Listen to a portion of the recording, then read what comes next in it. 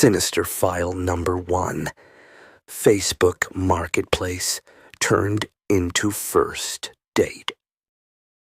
I listed my boat for sale and arranged to meet a guy at a marina so he could check it out.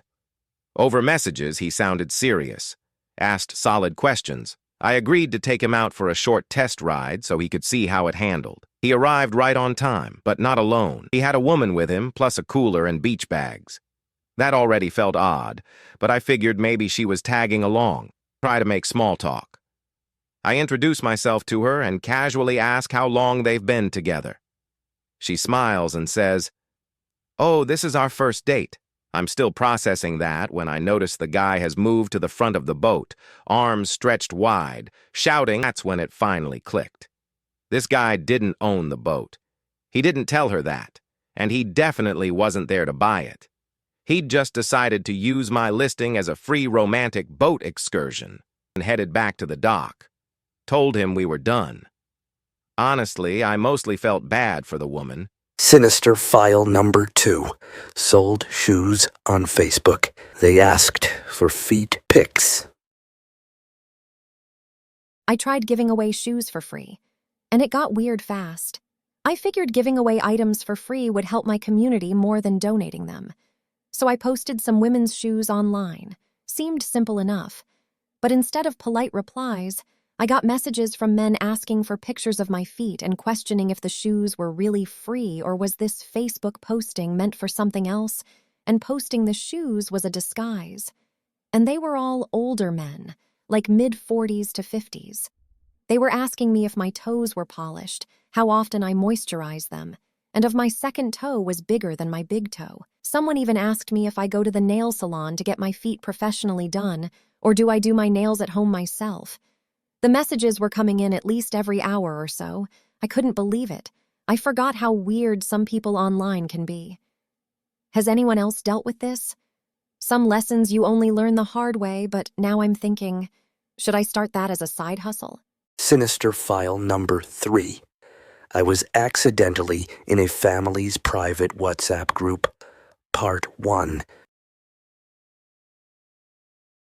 I was accidentally in a family's private WhatsApp group for almost 7 months and somehow got emotionally invested. Last year, I randomly got added to a WhatsApp group from an unknown number. Didn't think much of it. Being added to random groups happens. The name was Smith Family Chat. About 14 people. I assumed it was spam and was about to leave. Then I looked closer. Grandma profile picture. An uncle with sunglasses. Someone named Maria, kitchen. This wasn't spam. This was a real family group chat, and I was suddenly part of someone's bloodline. Nothing dramatic happened. Hospital visits, birthdays, complaints about rent, grandma sending glittery good morning pictures from 2004. I stayed just to see how long it'd take them to notice. Months went by. They didn't. And then they started tagging me like I actually belonged there. Sinister File number 4. I was accidentally in a family's private WhatsApp group. Part 2. They'd message things like, "Are you bringing chairs?" I'm staring at my phone like, "I do not know any of you. I cannot bring chairs." One time they were arguing about paint colors and someone said, "Ask him. He's usually right about this." They were talking about me, a random guy who had never sent a single message. I never replied once. Total ghost. And nobody questioned it. No, "Are you alive?" No follow-ups. Nothing. After about 7 months, someone finally asked, "Wait, who is this number?"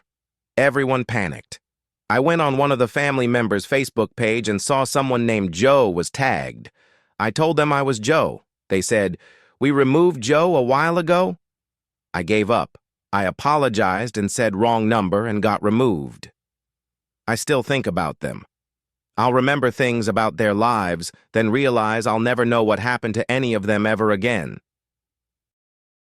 Sinister File number 5. Ever go on a Tinder date and find out she was violating a restraining order?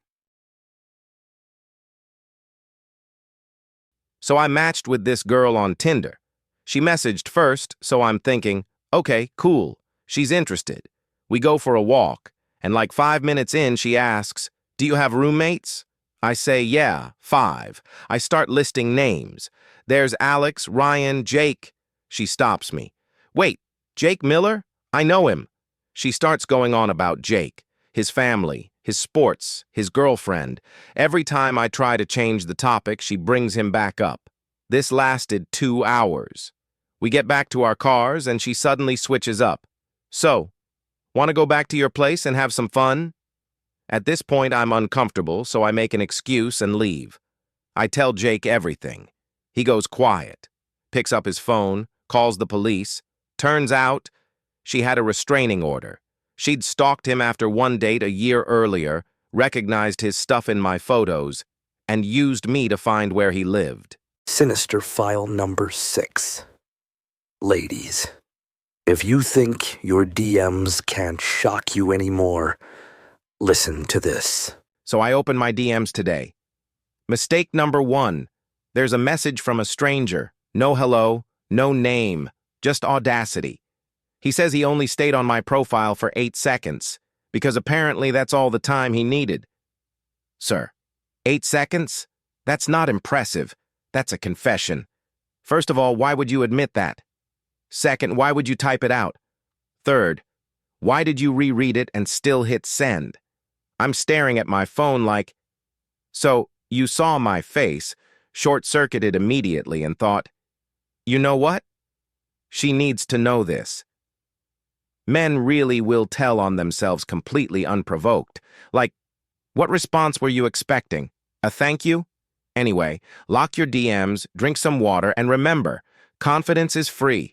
But shame is still optional. Sinister File number 7. Got rid of my stalker, but I still keep having nightmares. Is that normal?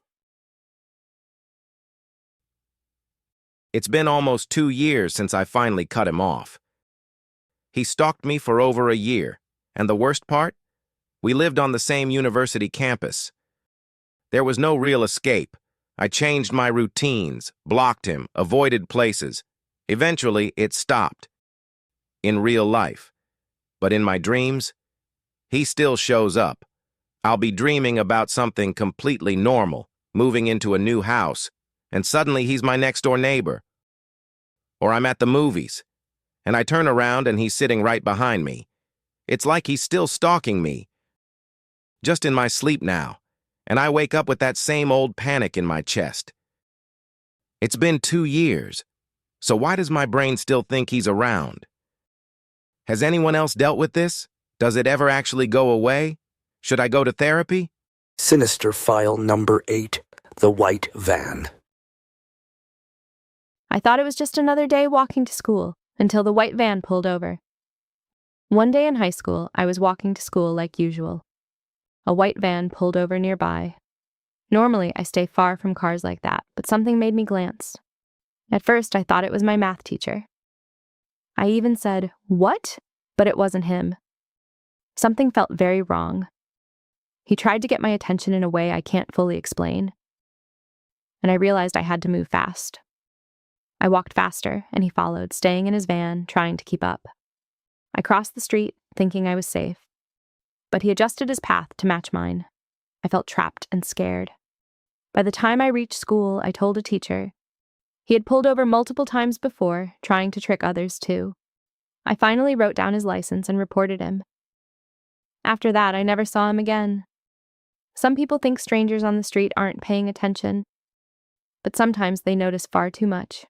Sinister File number 9. The Drive-By Shadow. Some fear monsters in the dark. Mine came in a pickup truck.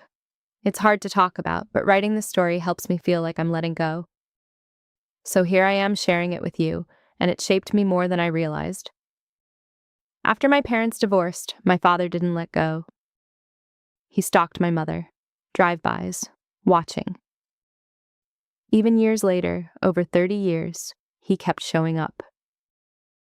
I still feel sick whenever I visit my mom and hear a car coming down the street. After all these years, I fear that it's him, It's his pickup truck driving by. That fear doesn't fade. And the worst part? I heard her admit it to her friend that she secretly liked that he was obsessed with her. These experiences left marks, insecurities, boundary issues, a deep fear I couldn't shake. It took me decades to even put this story together. Some scars aren't visible, but every notification, every engine sound, every shadowy truck brings them back. Sinister File number 10, The Shadow at Taco Bell. I thought it was just a regular customer, until I realized he only came when I was on shift. I was 24, married with 2 kids, and worked as a shift leader at Taco Bell. I often walked to work, and I loved being on the floor with my crew. Then a guy started coming in, friendly, maybe too friendly. At first I didn't think much of it, but soon I realized he was there for every single one of my shifts. Every time I worked, he appeared. I confirmed with my most loyal crew member she had to think about it, but it was true. He was only there when I was. I told my husband, and I tried to ignore it. But one day I came in and found him training for my shifts with an assistant manager. I freaked out and went straight to the store manager. She had no idea it was him targeting me. She immediately transferred him to another store, let me take the day off, and called in extra staff. The next day, he quit after hearing the news. A few more visits came after that, but my husband sat in the dining room to make sure he never came back. Sometimes the people who seem harmless aren't.